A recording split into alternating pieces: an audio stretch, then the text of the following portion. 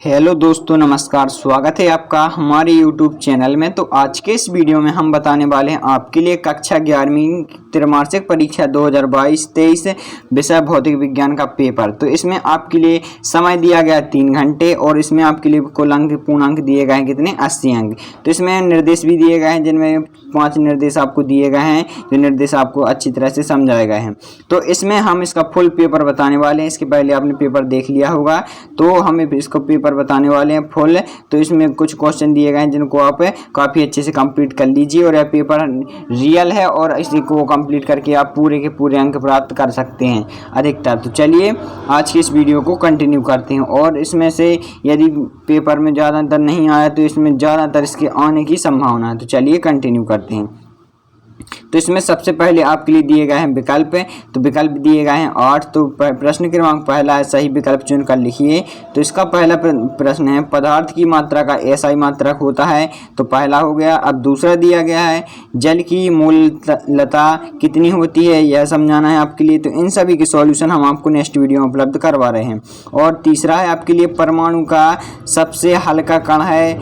तो इसमें भी आपके लिए 4 ऑप्शन दिए गए हैं। और चौथा है आपके लिए, निम्न में से प्रकाश विद्युत प्रभाव किस में आसानी से होगा। और 5वां है, चुंबकीय क्वांटम संख्या संबंधित होती है, किससे होती संबंधित, यह समझाना है आपके लिए। और 6वां है, वेग समय ग्राफ द्वारा समय से घेरा गया क्षेत्रफल क्या कहलाता है, दर्शाता है, यह बताना है आपके लिए। 7वां प्रश्न है, उड़ान की समय उच्चतम बिंदु पर प्रक्षेपक का त्वरण होता है। इसमें भी 4 ऑप्शन दिए हैं, समझाना है। और 5वां है, संवेग परिवर्तन की दर क्या कहलाती है, तो आपको लिखना है। तो चलिए अब चलते हैं खालिस्तान की ओर। तो इसमें आपके लिए खालिस्तान भी दिए गए हैं। तो पहला है, कोई गाड़ी 18 किलोमीटर की गति से चल रही है तो वह 1 सेकंड में खालिस्तान गति तय करेगी, तो चलती है, तो यह आपको बताना है। दूसरा है, एसआई पद्धति में मूल मात्रकों की संख्या क्या है, खालिस्तान में लिखिए।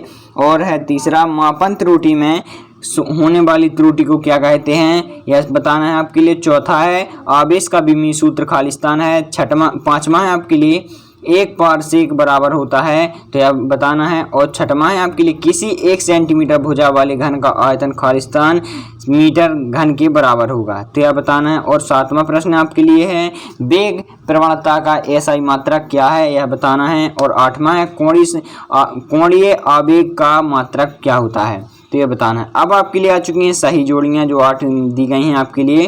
तो पहला है, प्रकाश वर्ष की विमा क्या है, यह बताना है। और दूसरा है, आवृत्ति की विमा। तीसरा पारसेक और चौथा है एंगस्ट्रॉम। और 5वां है आपेक्षिक घनत्व। 6वां दिया गया आपके लिए खगोलीय मात्रक। और 7वां है ऊर्जा का विमीय सूत्र। और 8वां है आपके लिए विद्युत धारा। इसमें आपके लिए 8 प्रश्न दिए गए जिनमें से आपको उनकी सही जोड़ियां बनानी है। अब आ चुके हैं हम एक शब्द एक वाक्य में उत्तर पर। तो इनको देखिए, एक शब्द एक वाक्य में उत्तर लिखिए, यह आपसे पूछेगा है 8। तो इनको आप देख सकते हैं। तो इन सभी के हम आंसर आपको नेक्स्ट वीडियो में अगले वीडियो में उपलब्ध करवा रहे हैं। तो वीडियो पर एंड तक बने रहिए। तो चलिए अब बता दें आपके लिए प्रश्न क्रमांक 5वां दिया गया है, मूल संकल्पना क्या है इसका, अथवा है मूल मात्रक एवं व्युत्पन्न मात्रक में अंतर लिखिए। 6वां है आपके लिए, एक समान एवं परिवर्तित त्वरण को परिभाषित कीजिए। और 6वें का अथवा है, आपेक्षिक वेग किसे कहते हैं। 7वां है, शून्य सदिश किसे कहते हैं अथवा प्रक्षेप किसे कहते हैं। 8वां है, बल का एसआई मात्रक तथा विमीय सूत्र लिखिए, अथवा आवेग क्या है, इसका एसआई मात्रक क्या है। और 9वां है, क्रिकेट में खिलाड़ी कैच लेते हुए अपने हाथों को पीछे की ओर खींचता है, क्यों। और इसका अथवा दिया गया है, 1 न्यूटन को परिभाषित कीजिए। और प्रश्न क्रमांक 10 आ चुका है आपके लिए, मापन से क्या अभिप्राय है। और इसमें मापन से क्या अभिप्राय है समझाना है। और इसका अथवा दिया गया है, एक ही भौतिक राशि के लिए भिन्न भिन्न मात्रकों का प्रयोग क्यों करते हैं, यह बताना है आपके लिए। और 11वां प्रश्न आपके लिए दिया गया है, एक समान त्वरित गति में x-t ग्राफ तथा a-t ग्राफ बनाइए। और 2 नंबर में पूछा गया आपके लिए, इसका अथवा है, कोई कार एक समान त्वरित गति से गतिशील है तो u-t ग्राफ बनाइए। और आपके लिए प्रश्न क्रमांक 12 आ चुका है। प्रश्न क्रमांक 12 आ चुका है आपके लिए, गतिक घर्षण से के प्रकार बताइए, इसका अथवा है, घर्षण कोण किसे कहते हैं। प्रश्न क्रमांक 13 है, 0.53 एंगस्ट्रॉम को मीटर में परिवर्तित कीजिए। और अथवा दिया गया है 0.007 मीटर वर्ग में सार्थक अंकों की संख्या लिखिए। और प्रश्न क्रमांक 14वां है आपके लिए कि प्रक्षेपण के किस कोण के लिए क्षैतिज परास अधिकतम होती है। 2 नंबर में अथवा इसका यदि किसी सदिश का एक घटक शून्य हो परंतु अन्य घटक शून्य ना हो तो उस पर सदिश का मान शून्य होगा, यह बताना है आपके लिए। और 15वां प्रश्न आपके लिए पूछा गया है कि विमीय समीकरण किसे कहते हैं। अनुप्रयोग एवं सीमाएं लिखिए। अथवा दिया गया इसका विमीय विधि से u बराबर करनी के अंदर P/D की सत्यता की जांच कीजिए तथा जहां P बराबर दाब, D बराबर घनत्व और V क्या है, वॉल्यूम यानी ध्वनि का वेग है। अब आपके लिए प्रश्न क्रमांक 16 आ चुका है। 16वें में आपको समझाना है कि एक सरल लोलक का आवर्तकाल T, उसकी प्रभावकारी लंबाई L तथा गुरुत्वीय त्वरण G पर निर्भर करता है। विमीय विधि से सूत्र की सहायता से व्यंजक व्युत्पन्न कीजिए। इसका अथवा दिया गया आपके लिए मात्रक किसे कहते हैं। मात्रक में कौन कौन से गुण होने चाहिए, कोई 3।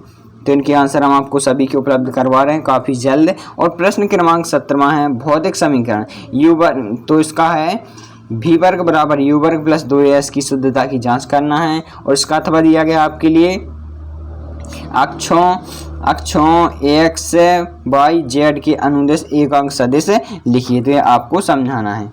अब आपका आ चुका है प्रश्न क्रमांक 18वां। एक कण 15 सेंटीमीटर त्रिज्या के वृत्ताकार मार्ग पर प्रति सेकंड 3 चक्कर लगाता है तो कण के कोणीय वेग एवं रेखीय वेग के मान को ज्ञात कीजिए। और इसका अथवा दिया गया कि एक क्रिकेट खिलाड़ी गेंद को 100 मीटर की दूरी पर फेंक सकता है, वही खिलाड़ी उसी गेंद को कितनी ऊंचाई पर फेंक सकेगा। और प्रश्न क्रमांक 19वां इसी में दिया गया है कि सदिश योग के त्रिभुज नियम को लिखिए। 4 नंबर में है आपके लिए। और प्रश्न क्रमांक इसका अथवा दिया गया आपके लिए संवेग संरक्षण का नियम लिखिए। तो इन सभी को आपको लिखते जाना है। अब आ चुका है प्रश्न क्रमांक 20। घर्षण कोण से आप क्या समझते हैं। सिद्ध कीजिए कि स्थैतिक घर्षण गुणांक घर्षण कोण की स्पर्श ज्या के बराबर होता है। इसके अथवा में दिया गया आपके लिए कि घर्षण कोण तथा विराम कोण की परिभाषा लिखिए तथा सिद्ध कीजिए कि घर्षण कोण विराम कोण के बराबर होता है। तो यह 20 प्रश्न आपके हो चुके हैं। अब 21वां प्रश्न की न्यूटन की गति का द्वितीय नियम क्या है। इसकी सहायता से सिद्ध कीजिए कि F बराबर ma, यह सिद्ध करना है। और अथवा दिया गया इसका यदि दो वस्तुओं के संवेग समान है तो उनके हल्के वस्तु का वेग भारी वस्तु के वेग की अपेक्षा अधिक होता है, क्यों। इसका अथवा अब है 22वां प्रश्न। समाकलन विधि से गति के द्वितीय एवं तृतीय समीकरण का निगमन कीजिए। इसका अथवा है आपके लिए सहचर्य नियम को लिखिए। तो इस तरीके से मैंने आपके सभी पेपर बता दिया है। यदि आपको यह वीडियो पसंद आए तो वीडियो को लाइक कीजिए और चैनल को सब्सक्राइब कीजिए। हम मिलते हैं इसकी नेक्स्ट वीडियो में इसकी आंसर शीट के साथ। जब तक के लिए चैनल को सब्सक्राइब कीजिए। Thank you.